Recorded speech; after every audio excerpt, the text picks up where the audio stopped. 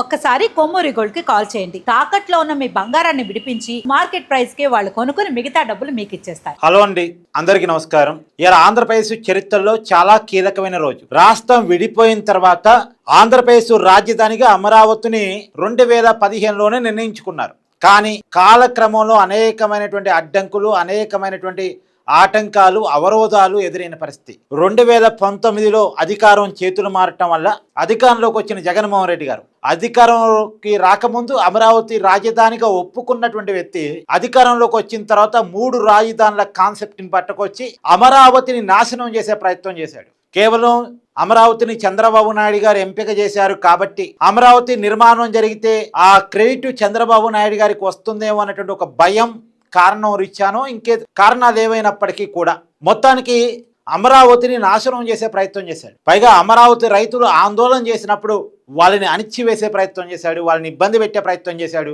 కనీసం వాళ్ళని మనుషుల్లాగా కూడా చూడని పరిస్థితి, వాళ్ళ మీద అనేక రకాల విమర్శలు, వాళ్ళ క్యారెక్టర్ అసాసినేషన్ చేసినటువంటి పరిస్థితి. సరే, మొత్తానికి 3 రాజధానుల కాన్సెప్ట్ని రాష్ట్రం తిరస్కరించింది. 2024 సార్వత్రిక ఎన్నికల్లో రాష్ట్రం మొత్తం ఏకగ్రీవంగా అమరావతి రాజధాని అనేటువంటి కాన్సెప్ట్ కోటేసింది. కూటమి బ్రహ్మాండంగా 164 స్థానాలతో గెలిచింది. వైసీపీ 151 స్థానాల నుంచి 11 స్థానాలు పడిపోయింది. మళ్ళీ కూటమి అధికారంలోకి వచ్చిన తర్వాత అమరావతిని పట్టాలెక్కిస్తున్నారు.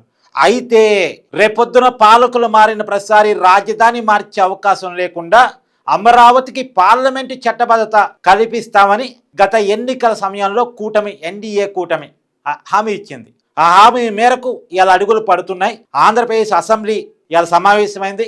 అమరావతి ఆంధ్రప్రదేశ్ ఏకైక రాజధాని అని చెప్పేసి తీర్మానం చేయబోతా ఉంది. అమరావతి నేపథ్యాన్ని, అమరావతి గొప్పతనాన్ని, అమరావతి ఆంధ్రప్రదేశ్ రాజధానిగా ఉంచటానికి గల కారణాలని అన్నిటినీ కూడా చర్చిస్తూ అమరావతికి ఒక నిర్వచనాన్ని ఇస్తూ అమరావతి రాజధాని అని చెప్పేసి అసెంబ్లీ ఒక తీర్మానాన్ని పాస్ చేసి పార్లమెంట్కి పంపబోతా ఉంది. నిజానికి ఆంధ్రప్రదేశ్ అసెంబ్లీ ఎప్పుడో డిసైడ్ చేసింది 2015లోనే అమరావతి రాజధాని అని. కాకపోతే దేశంలో మొట్టమొదటిసారి ఒక రాష్ట్ర రాజధానిని పార్లమెంటు డిసైడ్ చేయబోతా ఉంది. ఒక రాష్ట్ర రాజధానికి పార్లమెంటు చట్టబద్ధత కల్పించబోతా ఉంది. రాజధాని అనేది పూర్తిగా స్టేట్ సబ్జెక్ట్, అది కేంద్రానికి సంబంధం లేదు. ఎవరికైనా ఒక అనుమానం ఉంటే ఉండొచ్చు, ఒకవేళ పార్లమెంటు చట్టబద్ధత కల్పించేదానికైతే పార్లమెంట్లో ఎట్టాగు 2014 రాష్ట్ర విభజన చట్టం ఉంది, దాంట్లో చట్ట సవరణ తీసుకొస్తామని చెప్తున్నారు. కాబట్టి అలా తీసుకొస్తే పోయేది కదా, మళ్ళీ ఈ అసెంబ్లీ తీర్మానం ఎందుకు అని ఎవరికైనా డౌట్ రావచ్చు. ఈ అసెంబ్లీ తీర్మానం ఎందుకు అంటే అసెంబ్లీతో సంబంధం లేకుండా డైరెక్ట్గా పార్లమెంట్లో 2014 రాష్ట్ర విభజన చట్టానికి సవరణ చేసి ఆ చట్టంలో ఆంధ్రప్రదేశ్ రాజధాని అమరావతిని చేరిస్తే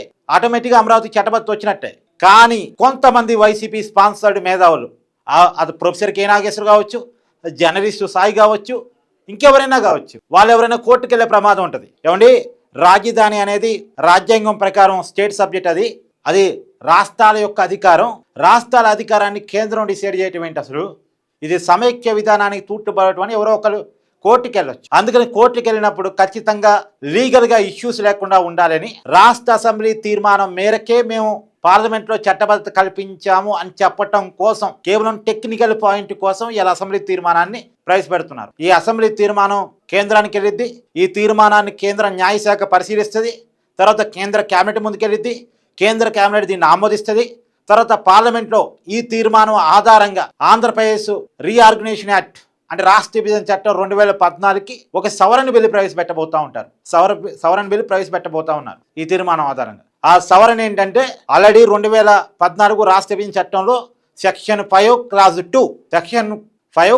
2 క్లాజ్ 1లోనేమో విడిపోతున్నటువంటి ఆంధ్రప్రదేశ్ తెలంగాణ రాష్ట్రాలకు 10 సంవత్సరాల పాటు కామన్ క్యాపిటల్గా హైదరాబాదును వాడుకునే సౌలభ్యాన్ని క్లాజ్ 1 ఇచ్చింది. క్లాజ్ 2 ఏంటంటే ఈ 10 సంవత్సరాల తర్వాత ఆంధ్రప్రదేశ్ రాజధానిని అక్కడ ప్రభుత్వమే డిసైడ్ చేసుకుంటుంది, అంటే ఆంధ్రప్రదేశ్ ప్రభుత్వమే డిసైడ్ చేసుకుంటుంది అని ఉంది. సో ఆంధ్రప్రదేశ్ ప్రభుత్వం డిసైడ్ చేసుకుంది కాబట్టి ఆ పదాన్ని తొలగించి ఆంధ్రప్రదేశ్ రాజధాని ఏంటో ఆంధ్రప్రదేశ్ ప్రభుత్వమే డిసైడ్ చేసుకుంటుంది అనే పదాన్ని తొలగించి ఆ పదం ప్లేస్లో ఈ పదాన్ని యాడ్ చేస్తారు. ఆంధ్రప్రదేశ్ రాజధాని అమరావతిని యాడ్ చేస్తారు. ఇప్పుడు రేపొద్దున ఎవరైనా రాజధాని మార్చాలంటే మళ్ళా ఆ సెక్షన్ ప్రైలో క్లాజ్ 2ని సవరించాలి. నిజానికి పోయినసారి పార్లమెంట్ సమావేశాల్లోనే ఈ సవరణ బిల్లు పెడదాం అనుకున్నారు.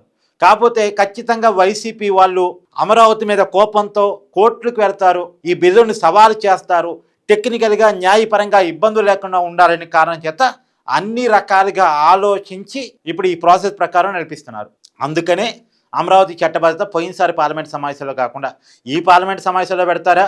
ఈ పార్లమెంట్ సమావేశాలు ముగిపోతున్నాయి కాబట్టి వచ్చే పార్లమెంట్ సమావేశాలు పెడతారు. మొత్తానికి ఒక కీలక దశకైతే చట్టబద్ధత చేరుకుంది. ఇక ఫైనల్ పెట్టబోతున్నారు పక్క.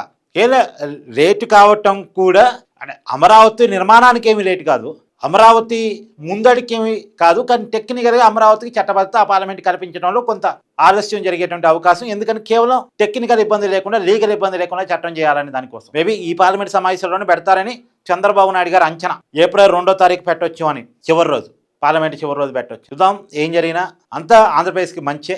కాకపోతే ఇంత కీలకమైన రోజు, సరే తప్పో ఒప్పో ఆ రోజు 3 రాజుల కాన్సెప్ట్ అనుకున్నారు, దాన్ని ప్రజలు తిరస్కరించారు. రియాలిటీలోకి వచ్చి అమరావతి రాజధాని అని చెప్పేసి వైసీపీ కూడా ఒప్పుకోవాల్సిందే.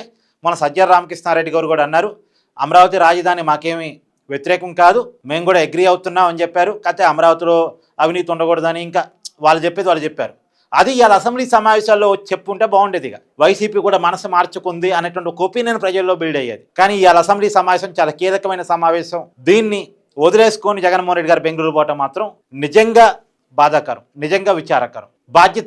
బాధ్యత లేని ఒక రాజకీయ నాయకుడు ఆంధ్రప్రదేశ్లో ఉన్నాడు, బాధ్యత లేని ఒక రాజకీయ పార్టీ ఆంధ్రప్రదేశ్లో ఉంది. మీ అభిప్రాయాన్ని కూడా కామెంట్ చేయండి. Thank you.